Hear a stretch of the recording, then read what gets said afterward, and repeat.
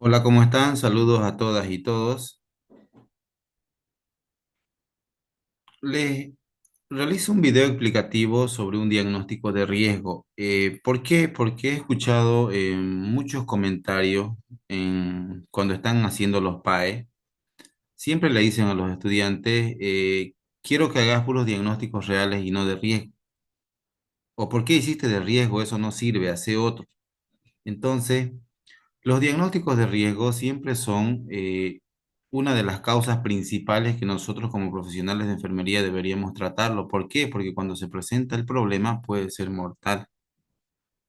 Entonces, el diagnóstico de riesgo y el real no debe ser, se podría decir, dirigido por el docente. Tiene que ser un criterio propio del estudiante. Recuerden que estamos en la etapa profesional, entonces se tiene que usar, ¿no? El conocimiento científico y el razonamiento lógico para tratar a este problema.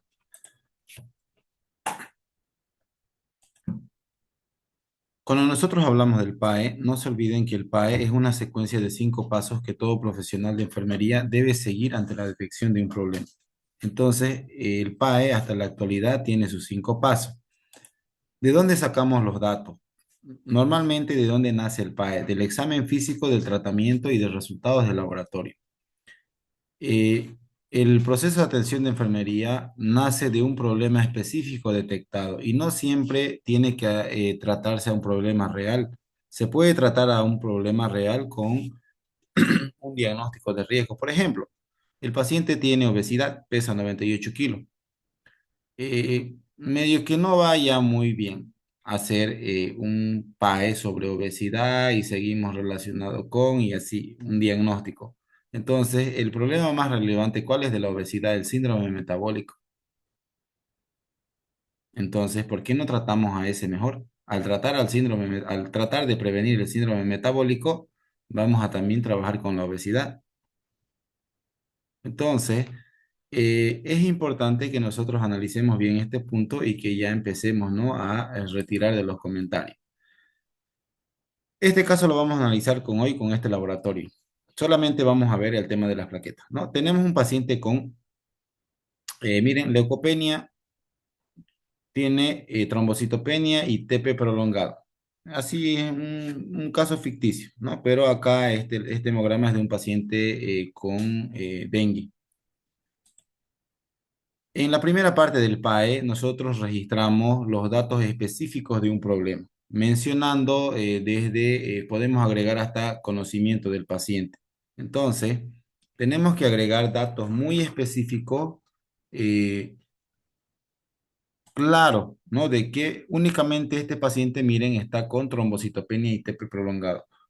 Una vez que nosotros mencionamos en la valoración, y solo estamos hablando de algo, de un problema que es de la coagulación, vamos a realizar nuestro diagnóstico. Cuando nosotros realizamos nuestros diagnósticos de riesgo, siempre usamos el formato P.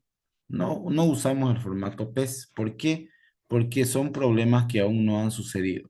Este diagnóstico de riesgo se tiene que utilizar únicamente en pacientes que no tienen hemorragia. El problema muy común es, no sé por qué utilizan diagnósticos de riesgo cuando el problema ya está presente. Entonces, el paciente no tiene que estar sangrando ni por las encías, no tiene que haber ni melena, nada para que ustedes usen este diagnóstico. Ya cuando el paciente está sangrando, pues ya hay que usar otro diagnóstico que ya sería quizás un problema, un PAE real o quizás uno de riesgo ya mucho más agresivo como el diagnóstico de riesgo de shock. Entonces, cuando nosotros usamos la taxonomía Nanda, copiamos solamente el diagnóstico, etiqueta o problema, riesgo de sangrado. Escribimos relacionado con, recuerden que en el relacionado con se agrega la causa específica por la cual mi paciente va a sangrar. ¿Y a dónde nos vamos? A factores de riesgo. En este caso no tenemos muchos datos, pero ¿dónde está el problema principal? En el paciente.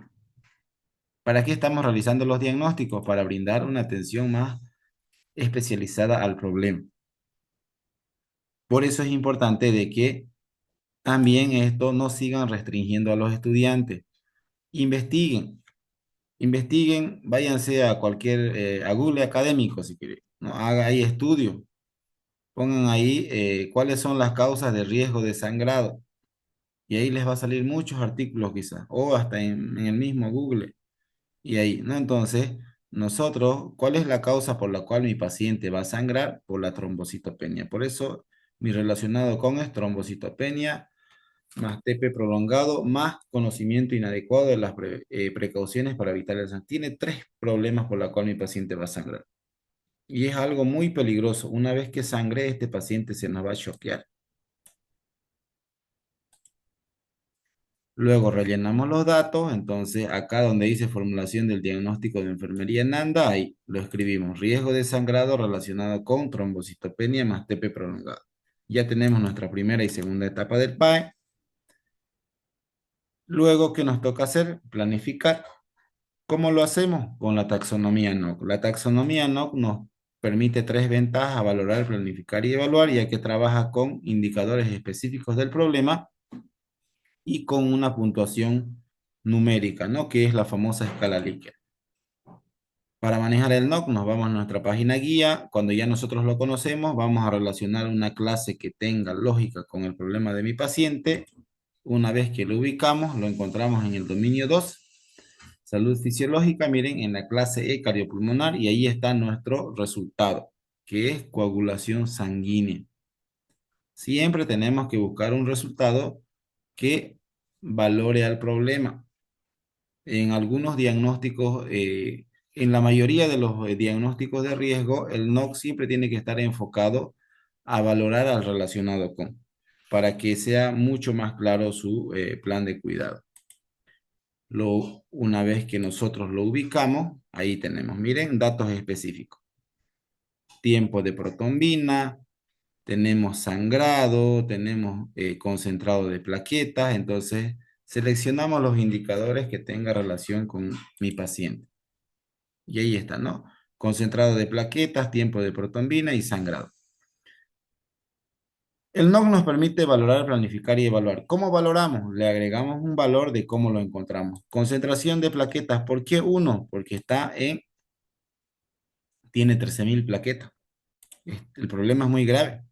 Tiempo de protombina está mayor a 20 segundos, también 1. El problema es muy grave. ¿Por qué estoy agregando este indicador de sangrado? Si está normal, no está sangrando. Por algo el diagnóstico dice riesgo de sangrado, porque este va a ser mi indicador evaluador. Este indicador es el que me respalda de que yo encontré a este paciente sin hemorragia y también lo tengo que dejar sin hemorragia. Una vez que realizamos la valoración, agregamos nuestro objetivo también de manera numérica de cómo lo queremos dejar. Una vez que ya tenemos nuestra planificación, realizamos nuestra intervención. Toda nuestra intervención siempre tiene que estar enfocada a lograr estos objetivos. Para eso usamos a la taxonomía NIC. Nos vamos a nuestra página guía, ubicamos al dominio clase de intervención y ¿dónde lo encontramos? En el dominio 2, fisiológico complejo, clase N, control de la perfusión tisular. ¿Y cuál es nuestra intervención? Prevención de las hemorragias. No es tratamiento ni prevención del shock, es prevención. ¿Por qué? Porque este paciente aún no está sangrando. Una vez que nosotros lo ubicamos a la intervención, tenemos muchas actividades y seleccionamos las más importantes, ¿no? Por ejemplo, miren, acá tenemos, a ver, dice proteger al paciente de traumatismo. Entonces tenemos que enseñarle al paciente cómo mover, cómo levantarse. ¿Por qué? Porque un pequeño golpe en alguna zona se va a hacer un hematoma gigante. Evitar inyecciones. Todo paciente con plaquetas bajas no debe administrarse fármacos intramuscular por el riesgo de que haga hematomas y luego va a ser absceso. ¿Qué más tenemos? Administrar hemoderivados. La única manera que mejore esas plaquetas va a ser depende del problema, ¿sí, no? Con plasma, diré con concentrado de plaqueta, ¿no? Y la otra alteración también vamos a agregar plasma fresco congelado. Entonces, existen muchos datos, ¿no? Por ejemplo, utilizar cepillos de dientes blandos. Cuando alguien ve a un paciente con leucopenia, le explica todos estos pasos, no le explica por qué, porque quizás no conoce al problema real. Una vez que nosotros seleccionamos nuestras actividades y todas las actividades que nosotros seleccionemos, por ejemplo, revisar la historia clínica del paciente para determinar los factores de riesgo. Puede que tenga quizás una enfermedad autoinmune. Vigilar de cerca al paciente para detectar signos y síntomas de hemorragia interna y externa. Entonces, ¿cómo podemos darnos cuenta de que tiene una hemorragia interna? Quizás mediante la melena, ¿no? Este paciente está haciendo deposiciones melénicas, ¿no? Y ahí tiene una hemorragia digestiva alta o baja. Entonces, todo el tiempo tenemos que estar valorando. Proteger al paciente, dice, también deberíamos ver el abdomen, ¿no? Por ahí no está muy distendido. Entonces, hay múltiples maneras de que nosotros verifiquemos estos signos y síntomas de hemorragia. Supervisar los resultados de análisis de coagulación. Todo el tiempo tenemos que ver los resultados actuales para ver si está mejorando o no. ¿Por qué? Porque este problema no tiene que ser para siempre, tiene que controlarse. Informar al paciente que evite procedimientos invasivos, no solamente al paciente, también a la familia.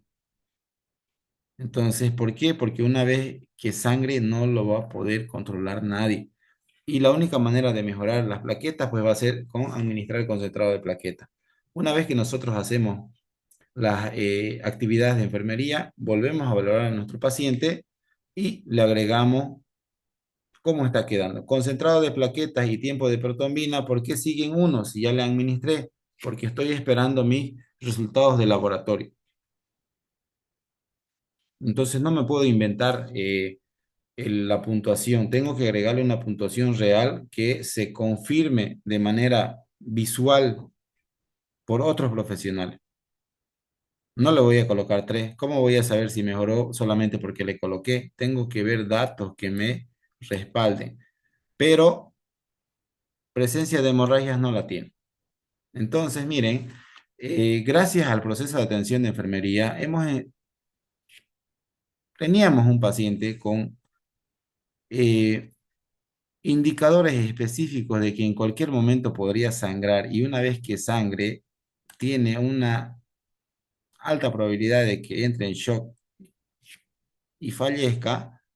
Entonces, nosotros hemos trabajado de manera detallada con este paciente, hemos hecho actividades específicas y luego, antes de que entreguemos el turno, no estamos entregando al paciente quizás con los mismos valores que lo encontramos, pero está sin hemorragia.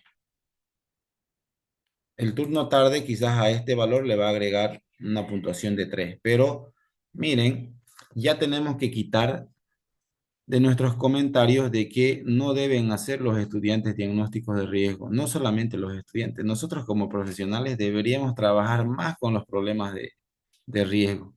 ¿Por qué? Porque son las causas por las cuales nuestros pacientes se complican en los servicios. ¿Y qué pasa si el paciente se complica? Se sobrecarga el personal de enfermería. Una vez que nosotros realizamos la evaluación, agregamos nuestras notitas. Luego de las intervenciones de enfermería, paciente queda en reposo sin signos ni síntomas de hemorragia. O mencionan cómo lo encontraron al indicador y cómo lo están dejando. Tienen dos opciones.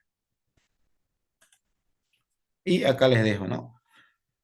Que la prevención de complicaciones mejora la salud del paciente y disminuye el trabajo y estrés de enfermería. Entonces, con este plan de cuidado, nosotros estamos tratando a un problema específico y estamos demostrando de que no deberíamos ignorar a los diagnósticos de riesgo. Tenemos que priorizarlo más bien. Y que como profesionales de enfermería ya tenemos que retirar de nuestros comentarios el limitar a los estudiantes. Gracias.